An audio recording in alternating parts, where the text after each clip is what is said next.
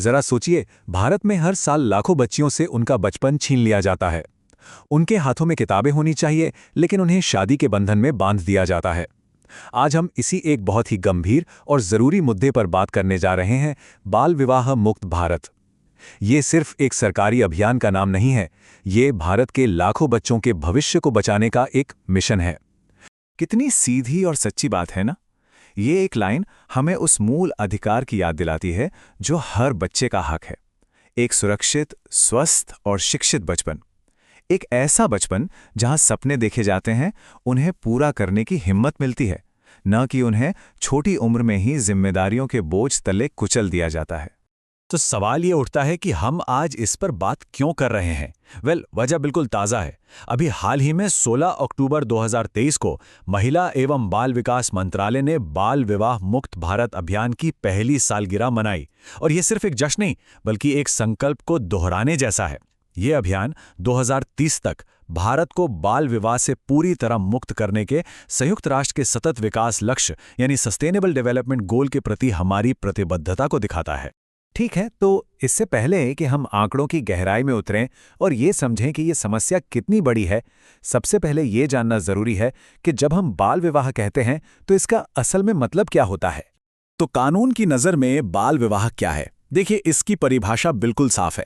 बाल विवाह निषेध अधिनियम यानी prohibition of child marriage act PCMA 2006 के मुताबिक अगर किसी लड़की की उम्र 18 साल से कम है और लड़के की उम्र 21 साल से कम है तो उस शादी को गैर कानूनी माना जाएगा। उसे ही बाल विवाह कहते हैं। यही इस पूरी लड़ाई का कानूनी आधार है।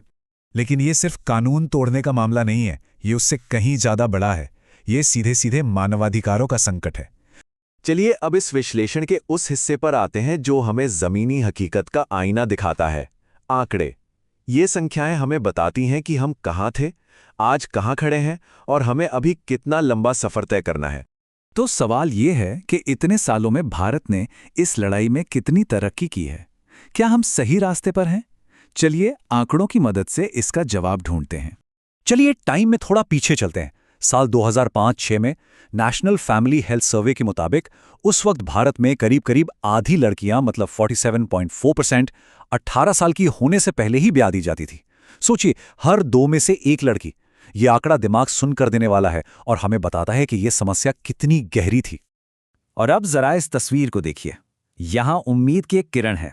15 साल बाद 2019-21 तक यह आंकड़ा लगभग आधा होकर 23.3% पर आ गया। ये एक बहुत बड़ा सुधार है जो दिखाता है कि लगातार की गई कोशिशों का नतीजा निकला है। मतलब हमने बहुत लंबी दूरी तय की है। लेकिन, और ये एक बहुत बड़ा लेकिन है, कहानी यहीं खत्म नहीं होती। जो रफ्तार पहले थी अब वो धीमी पड़ गई है। 2015 से 2021 के बीच इस दर में सिर्फ 3.5% की गिरावट आई। ये हमें एक जरूरी बात बताता है कि आखिरी मीलों की लड़ाई हमेशा सबसे मुश्किल होती है। और ये स्लाइड तो मान लीजिए भारत की पूरी कहानी एक तस्वीर में बयां कर देती है। ये 2 भारत की कहानी है। एक तरफ पश्चिम बंगाल जैसा राज्य है जहां आज भी ये दर 42% है, तो दूसरी तरफ लक्षद्वीप है जहां ये सिर्फ 4% है। राष्ट्रीय औसत 23.3 पर है। ये साफ दिखाता है कि ये एक देश की नहीं बल्कि कई अलग अलग इलाकों की लड़ाई है और हमें हर जगह के लिए अलग रणनीति बनानी होगी। तो अब उस सवाल पर आते हैं जो सबसे जरूरी है। आखिर ऐसा क्यों है? इतने कानूनों और कोशिशों के बाद भी ये प्रथा आज भी जिंदा क्यों है? चलिए इसकी जड़ों तक पहुंचने की कोशिश करते हैं। इसका जवाब इन 2 आंकड़ों में छिपा है। देखिए, शिक्षा एक ढाल की तरह काम करती है। जिन लड़कियों को कभी स्कूल जाने का मौका नहीं मिला, उनमें से 48% का बाल विवाह हो जाता है। वहीं जो लड़कियां उच्च शिक्षा तक पहुंचती हैं, उनमें यह खतरा सिर्फ 4% रह जाता है। फर्क बिल्कुल साफ है। कलम में वाकई बहुत ताकत है। और शिक्षा की तरह ही गरीबी भी एक बहुत बड़ा फैक्टर है। ये एक ऐसा जाल है जो लड़कियों के सपनों को निगल जाता है। देश के सबसे गरीब 20% परिवारों में 40% लड़कियों की शादी बचपन में हो जाती है, जबकि सबसे अमीर 20% परिवारों में ये आंकड़ा सिर्फ 8% है। ये आर्थिक तंगी और बाल विवाह के बीच के सीधे कनेक्शन को दिखाता है। और फिर बात आती है उन सामाजिक मान्यताओं की, उन रीति रिवाजों की जो पीढ़ियों से हमारे समाज में मकड़ी के जाले की तरह बुने हुए हैं। पितृसत्ता, परिवार की इज्जत का बोझ, कानूनों का जमीन पर ठीक से लागू न हो पाना और लड़कियों को एक आर्थिक बोझ समझने की मानसिकता, ये सब मिलकर एक ऐसा मजबूत जाल बुनते हैं जिसे तोड़ना आसान नहीं है। ठीक है, हमने समस्या को समझ लिया, उसकी जड़ों को देख लिया। अब बात करते हैं समाधान की। इस लड़ाई को लड़ने के लिए हमारे पास कौन-कौन से कानूनी और नीतिगत हथियार हैं? सरकार ने समय समय पर कई मजबूत कदम उठाए हैं। ये स्लाइड उसी की एक झलक है।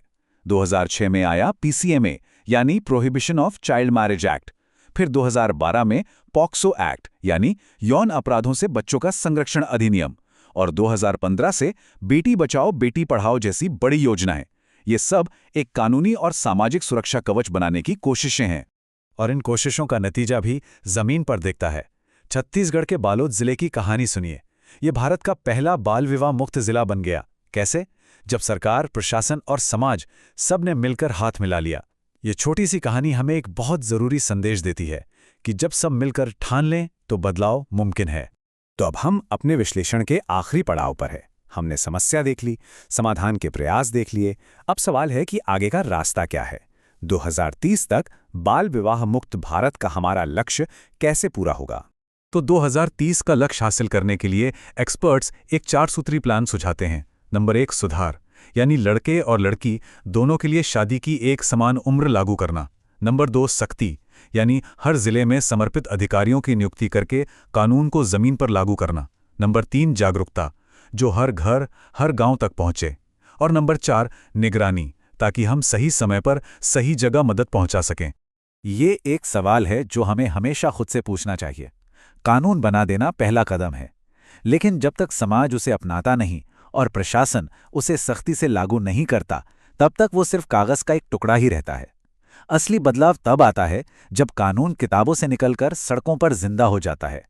और आखिर में यही सवाल हमारे सामने है। साल 2030 अब कोई दूर का सपना नहीं, ये एक डेडलाइन है, एक अंतिम समय सीमा। क्या भारत अपने बच्चों के बचपन को बचाने की इस लड़ाई को समय पर जीत पाएगा? इसका जवाब सिर्फ सरकार को नहीं, हम सबको मिलकर देना है, क्योंकि ये हम सब की एक साझा जिम्मेदारी है।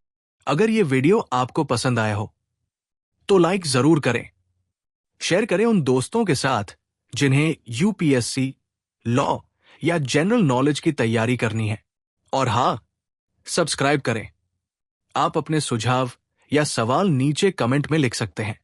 यूपीएससी एंड कॉम्पिटिटिव एग्जाम की गाइडेंस या मेंटरशिप के लिए संपर्क करें। Our contact information is given in description. धन्यवाद। मैं हूं कृणाल ठाकुर। मिलते हैं अगले भाग में।